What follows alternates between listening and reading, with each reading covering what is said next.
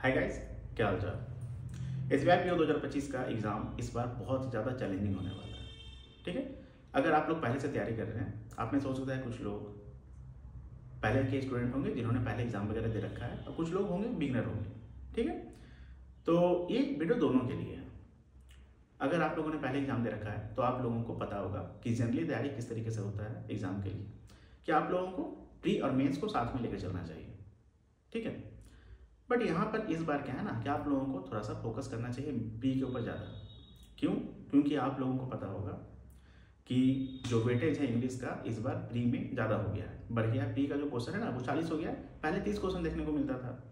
और same time पे quant और रीजनिंग का जो पहले 35 क्वेश्चन आप लोगों को देखने को मिलता था, दोनों में, क्वांट में 35 और रीजनिंग में 35, इस बार वहाँ पर दोनों सेक्शन से 5-5 क्वेश्चन को काट दिया गया है, घटा दिया गया है। ठीक है, तो अब आप लोगों को क्वांट और रीजनिंग में 30 क्वेश्चन देखने को मिलेंगे, जिसकी वजह से क्या हुआ है कि इंग्लिश का जो क्वेश्चन है वो बढ़ गया है।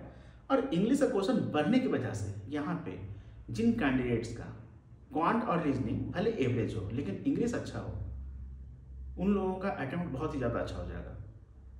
ठीक है, क्योंकि पहले क्या होता था कि अगर आप लोगों का इंग्लिश थोड़ा सा एवरेज है या वीक है तो कुछ रीडिंग बेस्ड टॉपिक्स को आप लोग टारगेट करते थे, उससे आप लोग अटेम्प्ट अच्छा थोड़ा सा अपना बना लेते थे, उससे आप लोग कोशिश करते थे कि हाँ हमारा ओवरऑल जो कट ऑफ है वो क्लियर हो जाए। ठीक है, बट इस बार क्या है कि जिनका क्वांट एंड रीडिंग मान लेते हैं कि एवरेज हो या अच्छा भी हो, तो उनके साथ अगर जिनका इंग्लिश ज़्यादा अच्छा होगा, बहुत ही अच्छे लेवल का, वो लोग को उन लोगों को यहाँ पर थोड़ा सा एज देखने को मिलेगा, फायदा देखने को मिलेगा, जिसके वजह से आप लोगों का जो कट ऑफ है वो इस बार मान के चलिए कि 65 प्लस से 70 प्लस तो पक्का जाना है। ऐसे भी ज़्यादातर एसबीआई का आप लोग जानते होंगे कि कट ऑफ 60 प्लस चला ही जाता है। ठीक है ना, अगर आईपीएस पीओ से कंपेयर करेंगे तो उस कंडीशन में क्या होता है कि जो एसबीआई पीओ प्री है उसका कट ऑफ हमेशा हाई रहता है।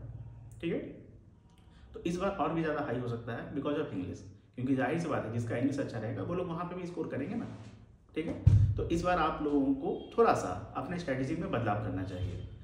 मेंस पे आप लोगों को ध्यान देना है, क्योंकि अल्टीमेटली आप लोगों का जो सिलेक्शन है वो तो मेंस से ही होगा। मेंस जब आप लोग क्लियर करेंगे तभी होगा। ठीक है, तो उसका आप लोगों को प्रिपरेशन तैयारी बिल्कुल करना है, लेकिन सबसे ज़्यादा आप लोगों का फोकस होना चाहिए कि प्री में आप लोग इंग्लिश में कैसे अच्छा करें, क्योंकि एट द सेम टाइम जब आप लोग क्वांट और रीजनिंग को टारगेट करेंगे या सॉल्व करेंगे तो वहाँ पर आप लोग कहीं ना कहीं बहुत ऐसे कम ही कैंडिडेट्स या स्टूडेंट्स रहते हैं जो लोग फुल कर लेंगे। फुल बोलने का मतलब 30 आउट ऑफ 30।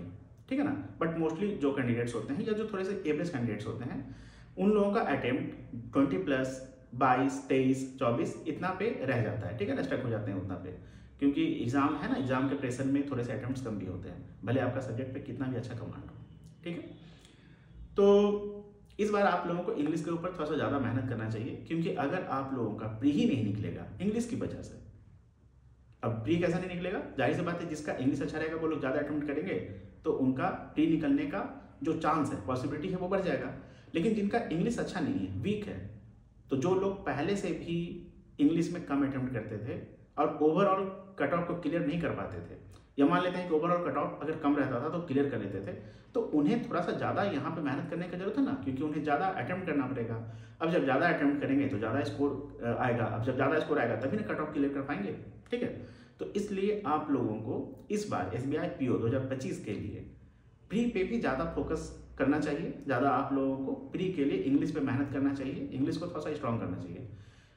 पहले की तरह अब नहीं चलेगा कि हाँ इंग्लिश में सिर्फ थोड़ा सा आप लोग रीडिंग के बलबूते, रीडिंग बेस्ड टॉपिक्स को करके आप लोग अच्छा स्कोर कर सकते हैं, क्योंकि इस बार आप लोगों को प्रॉब्लम काफ़ी ज़्यादा होने वाला है, देखने को मिलेगा प्रॉब्लम। ठीक है ना, क्योंकि जब पैटर्न में बदलाव हुआ है तो कुछ ना कुछ सोचे के हुआ होगा। ऐसा इसलिए भी किया गया होगा कि जिसका भी इंग्लिश का कमांड अच्छा है या इंग्लिश एज नॉलेज वाइज, ठीक है ना, अगर जिनका भी अच्छा है उन कैंडिडेट्स को पहले ही फिल्टर कर लो मेंस में आने से पहले। कम से कम एसबीआई वालों को, मतलब कि रिक्रूटमेंट बॉडी जो एसबीआई हो गया, उन्हें ये जानने को मिलेगा ना कि हाँ किस कैंडिडेट का इंग्लिश का लेवल अच्छा है। ठीक है, क्योंकि बैंकिंग ऑर्गेनाइजेशन में जब आप लोग काम करने जाएंगे तो उस कंडीशन में आप लोगों को इंग्लिश से 2-4 होना ही पड़ेगा, बचना संभव नहीं है, पॉसिबल नहीं है। ठीक है ना, क्योंकि आज के टाइम पे आप लोगों को पता होगा कि बहुत कुछ इंग्लिश फॉर्मेट में ही होता है ना, या बेस्ड ऑन इंग्लिश होता है, तो उस कंडीशन में आप लोगों को फिर इंग्लिश लैंग्वेज का यहाँ पे टेस्ट किया ही जाएगा।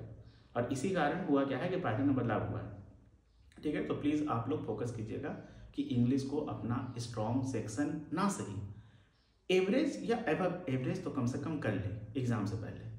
साथ ही साथ आप लोगों को प्री के लिए और मेंस के लिए भी तैयारी बिल्कुल करते रहना चाहिए। क्वांट एंड रीजनिंग का भी आप लोगों को सेक्शन जो है वो काफ़ी स्ट्रॉन्ग करने की कोशिश करना चाहिए। अगर आपका वीक है तो वीक से आप लोग एवरेज करने की कोशिश करें। अगर आपका एवरेज है तो एवरेज से आप लोग उसे स्ट्रॉन्ग करने की कोशिश करें। ठीक है, सिलेबस वगैरह को अच्छे से कंप्लीट करें, प्रैक्टिस जम के करें, और साथ ही साथ आप लोग इंग्लिश का रीडिंग ज़्यादा करें। और इंग्लिश का जो ग्रामर वगैरह का रूल्स हो गया ना, वो अब के टाइम पे जब क्वेश्चन आप लोगों को हो सकता है ज़्यादा देखने को मिले प्री में, तो हो सकता है कि आप लोगों को ग्रामर का टॉपिक्स बढ़ जाए। ठीक है ना। पहले होता क्या था कि थोड़ा सा सेट ऑफ क्वेश्चन जो होते थे वो थोड़े से फिक्स होते थे कि आप लोगों को ज़्यादा से ज़्यादा 5 क्वेश्चन ग्रामर बेस्ड देखने को मिलेगा। जो क्लोज टेस्ट होता है वो भी कहीं ना कहीं रीडिंग बेस्ड होता है, बट थोड़ा सा ग्रामर का भी उसमें रोल रहता है। ठीक है, तो उस कंडीशन में थोड़ा सा हो सकता है कि उसका क्वेश्चन बढ़ जाए। अब अगर 5 से 10 क्वेश्चन क्लोज टेस्ट देखने को मिल जाए या 8 ही क्वेश्चन देखने को मिल जाए तो थोड़ा सा तो क्वेश्चन बढ़ गया ना। अब जब क्वेश्चन बढ़ जाएगा तो आप लोगों का अटेम्प्ट कमेगा। क्यों? अगर आपका इंग्लिश अच्छा नहीं होगा तो पहले भी आप लोग इंग्लिश में कम अटेम्प्ट करते थे, अभी भी कम करेंगे। ठीक है, तो इस तरीके से प्लीज़ आप लोग सही तरीके से टारगेट करें एग्जाम को। जहाँ पे आप लोगों को ज़्यादा मेहनत करने की जरूरत है वहाँ पे मेहनत करें। ठीक है, वैसे मेहनत ओवरऑल करना है, लेकिन इस बार प्री काफ़ी ज़्यादा चैलेंजिंग है, इसलिए प्री के लिए इंग्लिश के ऊपर आप लोग प्लीज़ ज़्यादा मेहनत करें। ठीक है, हो सकता है कि तभी आपका एग्जाम क्लियर हो, अदरवाइज फिर आप लोगों को बहुत ज़्यादा प्रॉब्लम होने वाला है। बिकॉज आप लोगों को ये भी अच्छे से पता होगा कि बैंक एग्जाम्स के जो कैंडिडेट्स होते हैं, एस्पिरेंट्स होते हैं, उन लोगों का जो सबसे बड़ा सरदर्द होता है वो इंग्लिश ही होता है। वो लोग हमेशा भटकते रहते हैं इस चक्कर में कि उनका इंग्लिश का सेक्शन किसी भी तरीके से क्लियर हो जाए, भले उसका कट ऑफ क्लियर हो जाए। ठीक है, तो प्लीज़ आप लोग थोड़ा सा सही तरीके से स्ट्रैटेजी बनाएं, सही तरीके से एग्ज़ाम को टारगेट करें, सही तरीके से इंग्लिश के ऊपर मेहनत करें। ठीक है, तो अगर आप लोगों को मेरा ये वीडियो सही लगा होगा और थोड़ा सा जेन्युइन लगा होगा, और सबसे बड़ी बात क्या है कि आप लोगों को मेरा बताया गया जो यहाँ पे सजेशन है कि आप लोगों को इस बार एग्जाम को मद्देनजर रखते हुए एग्जाम के पॉइंट ऑफ व्यू से या एग्जाम में जो चेंजेस हुआ है उसके पॉइंट ऑफ व्यू से कहाँ पे ज़्यादा फोकस करना चाहिए, किस सेक्शन पे ज़्यादा आप लोगों को मेहनत करना चाहिए। अगर आपको मेरा ये बात बताया गया सही लगा है तो आप लोग इस चैनल को सब्सक्राइब करें, वीडियो को लाइक एंड शेयर करें। इसके अलावा आप लोगों को कोई भी और डाउट होता है तो प्लीज़ आप लोग कमेंट सेक्शन में कमेंट करके पूछ सकते हैं। कमेंट सेक्शन आप लोगों के लिए 24 आवर्स ओपन है। ठीक है, तो मिलेंगे हम लोग अगले वीडियो में, तब तक के लिए all the best, thank you.